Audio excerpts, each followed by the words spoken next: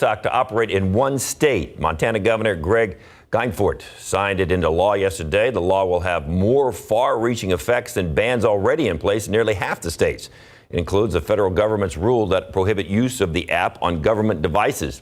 Now, the new rules are expected to face legal challenges, and experts say it'll be extremely difficult to enforce and maybe even impossible. Some clothing brands may have to make changes. The Center for Environmental Health says tests showed their apparel could expose wearers to up to 40 times the safe limit of BPA. That's a chemical that's used to make certain types of plastic. It's been linked to health conditions like asthma, diabetes, heart disease, cancer, and obesity. The newly tested brands and their products include leggings from Champion, Kohl's, Nike, and Patagonia, sports bras from Sweaty Betty, and athletic shirts from Fabletics, and shorts from Adidas, Champion, and Nike. Walgreens' parent company has reached a multi-million-dollar settlement over its role in San Francisco's opioid epidemic.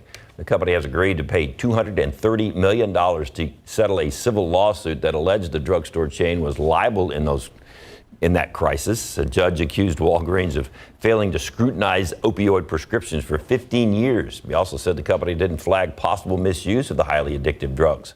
Last August, a different judge ruled pharmacies in the city received more than 1.2 million opioid prescriptions with red flags for over a decade, yet performed due diligence on less than 5% of them before dispensing the drugs. The Biden administration is taking steps to address the mental health crisis in the U.S. The administration will make $200 million available to strengthen the Suicide and Crisis Lifeline and provide new resources for mental health services in schools. The Department of Education will propose a new rule that would streamline Medicaid billing permissions for schools. Domestic Policy Advisor Ambassador Susan Rice says the announcement delivers on Biden's commitment to create a mental health system that works for everyone. And in case you missed it yesterday, we teamed up with our KSAT community partners for a town hall about access to mental health care. A panel of experts joined our Lee Waldman to tackle some big issues. It's an important topic, especially since getting access to mental health care can be challenging for anyone, especially the most vulnerable groups. You can watch the full conversation right now on KSAT12. Just look for this story on the homepage.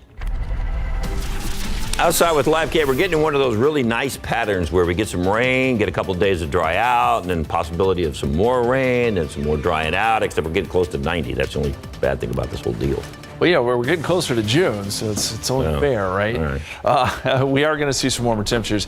Really, today and tomorrow, we're going to be up near 90, and then it does cool down for the weekend. We get an actual front to move through, and that brings some cooler weather with it. I want to show you a great picture. This is, I believe, the morning walk, and you run into some of those guys just out there chilling, enjoying themselves in this nice weather. David, you know all about that. You live up in the hill country. You'd see that every day, right? Uh-huh. Deer just kind of wandering around. The babies are out now, too. Oh, they sure are. Oh, yeah. It says live yard ornaments, smile on the morning walk. I like that. For sure. Thank you so much for that picture. We appreciate it as always. Let me take you around the country right now. We've got some warm temperatures here in Texas, but that warmth is starting to spread up towards Memphis, St. Louis, of course, Florida. It feels like every time we show this map, we got to talk about Florida, but they are one of the hot spots right now. 88 there in Miami, 89 Orlando. You got the cool stuff up there to the north, 54 Bismarck, 57 Cut Bank, but nothing that's terribly cold across the country. And really a lot of the warmth right here in Texas. It's 88 in Laredo, 87 Brownsville, and we've got 85 right now in Houston. We got to mention the air quality one more time. If that's something you're sensitive to, ozone can cause some asthma issues. We are in the unhealthy category for those who are sensitive to that today. It may be the only day we see that, but it is there today. It's an air quality day. 3 p.m., 88 degrees, 89 at 4 o'clock. There's that high of 90, mostly sunny, no rain chance today. As we get into this evening, temperatures fall into the 80s and eventually 70s. We'll start off with some clouds tomorrow and then more sun before we get the changes. That front brings some storms with it, mainly Friday night. We'll talk about the threats, what you can expect with these storms coming up in just a couple minutes, guys. Thank you, Justin. Unfortunately, it's a familiar sound ringing through the air in Ukraine early this morning. It was caused by cruise missiles. Ukrainian officials say Russia fired them today. The country says it was able to shoot down 29 of those missiles, but still resulted in falling debris. And Ukraine says it was also able to shoot down 4 drones. One missile did break through and hit an industrial building in Odessa. One person died in that attack. The escalation comes ahead of an anticipated Ukrainian counteroffensive using newly supplied weapons. Now to the catastrophic flooding in Italy. The death toll is up to at least 9 as heavy rains pound the northeastern region of that country. Overflowing rivers sending flood waters into towns. ABC's Ian Panel is in Italy and shows us the devastation left behind. Catastrophic flooding across parts of northern Italy. Some areas deluged by half the annual rainfall they normally get in just 36 hours. In Emilia-Romagna, the Coast Guard called in to rescue a pregnant woman trapped in a home. In Cesena, elderly residents had to be rescued by dinghies. And in Faenza, the only way for one couple to escape from their flooded house was through the roof and airlifted to safety. More than 10,000 people have been forced to flee their homes, the death toll at least 9, with every single river in the entire Emilia-Romagna region bursting their banks. The Interior Minister witnessing the devastation from the skies. Over 24 towns are underwater. And the floodwater near Bologna strong enough to sweep away this bridge. 2 days of rain and flooding, a huge blow to the economy. This weekend's Formula One Grand Prix at Imola cancelled. Parts of this region have been devastated not just by the water, but by this thick, gloopy mud, which came along with the rain and has coated everything. You can see people's possessions that have come out of their apartments. Almost nothing has survived the impact of the flood. Everything now has to be trashed. Scientists here need to examine exactly what went wrong, but they do say that there was a persistent drought. The ground was very hard, so when the rain and the mud came, there was nowhere else for it to go to, but just stop right here. Ian Panel, ABC News in northern Italy. A 13-year-old boy being hailed as a hero after he helped save his sister from getting kidnapped. And all he had was a slingshot to use against the suspect. And it is some of the most recognizable memorabilia in American film history, the ruby red slippers from The Wizard of Oz. And for several years, they were missing from a museum. Now police were able to find them and figure out how they disappeared.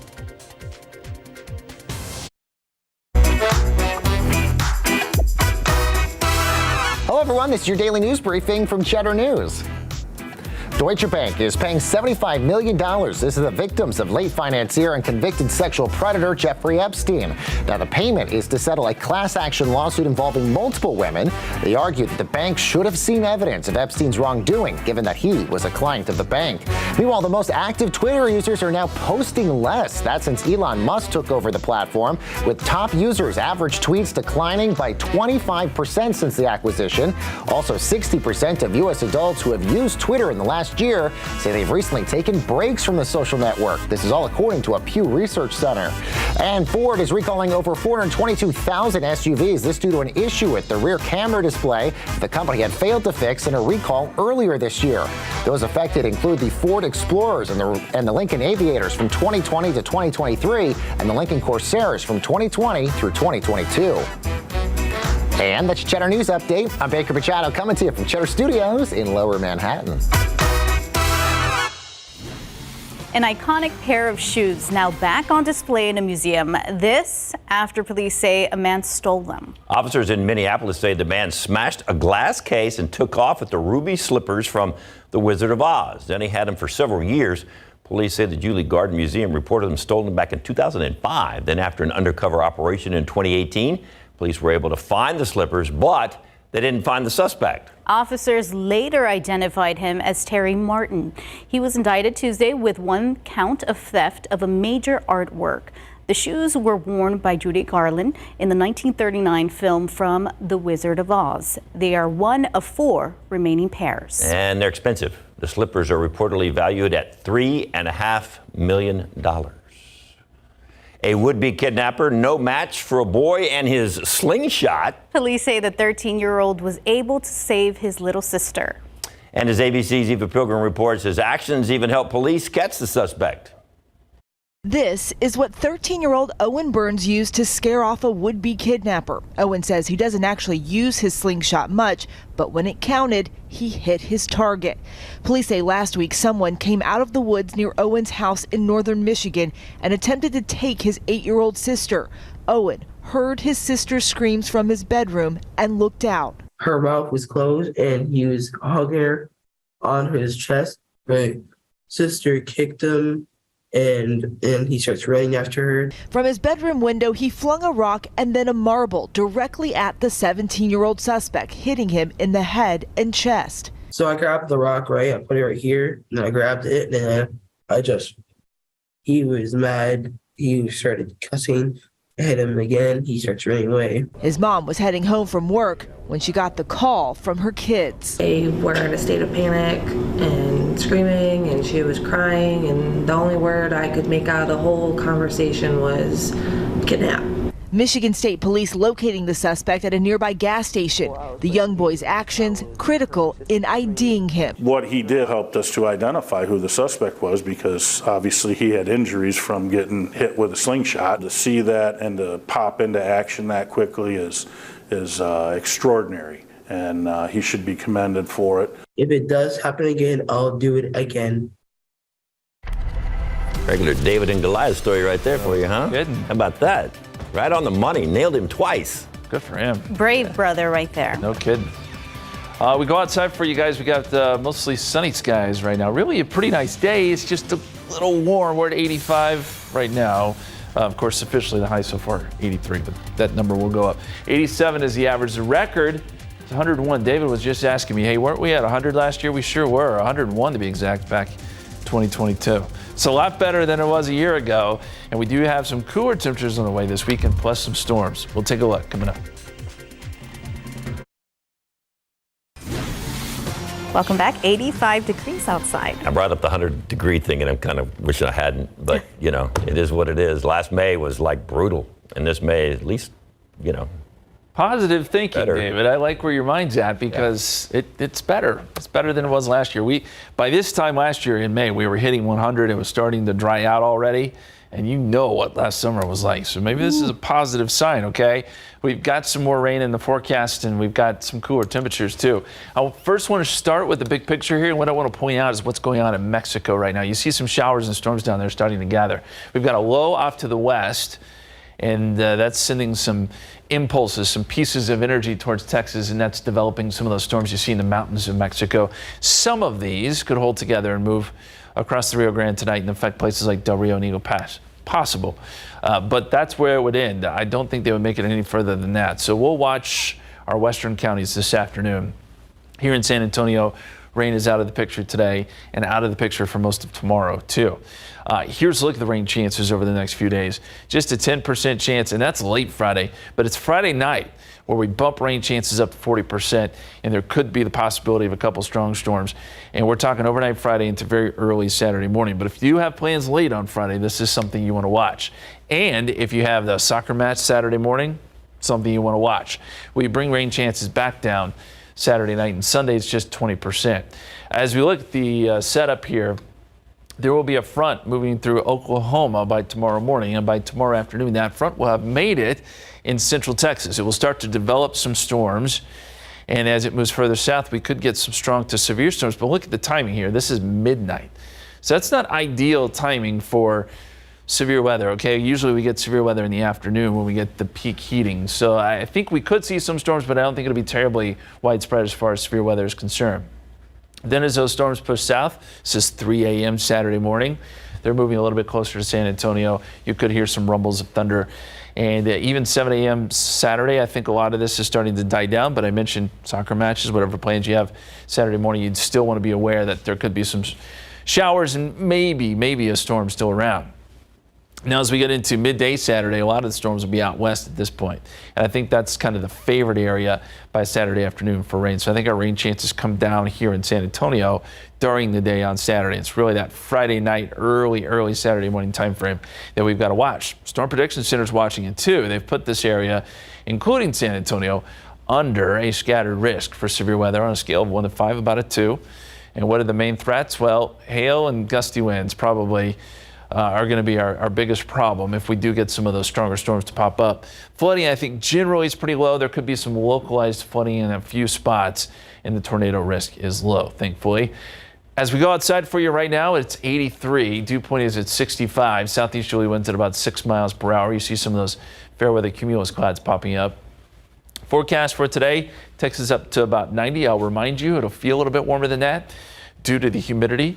And Tiffany reminded me it is humid out there. So you'll get those heat indices jumping up a few degrees from that actual air temperature. And as we look at the forecast highs today, again, right around 90 in most spots, 89 Seguin, 89 San Marcos, 90 in Bandera. Here's the extended forecast. 91 Friday. We'll get that 40% chance of storms Friday night into Saturday morning. And we'll bring rain chances down to about 30%, again, with the bulk of it out west on Saturday. 82. 81 Sunday, 20% chance of rain. And just some isolated pop-up stuff really next week, maybe Tuesday. If we get anything at all, and temperatures return to the mid 80s, but no triple digits in that 7-day forecast, guys. That's good. Yeah. Hairspray, lots of it. A local program is helping folks fast track their career goals, and it's free. How you can apply to take part. A chance at a new career just in 6 weeks. That's about to become reality for students in the Generator Skills Accelerator program. San Antonio's first class graduates today. Their success is paving the way for the next group of potential graduates. It's one of the main goals of the Generator Skills Accelerator program. The course gives lessons to improve skills in project management, along with help in resume building and job placement assistance. Had about 350 people apply for their first partnership with Alamo colleges in the city of San Antonio. They accepted about 60 of them. That's where our work just begins. We're going to bring in our national network of employers. We have about 420 employers that we work with nationally, which includes local employers. Generator's second cohort will start classes next week. They expect to accept 60 to 75 people for the free program. But you must apply by midnight this Friday. We've got a link to the application on KSAT12.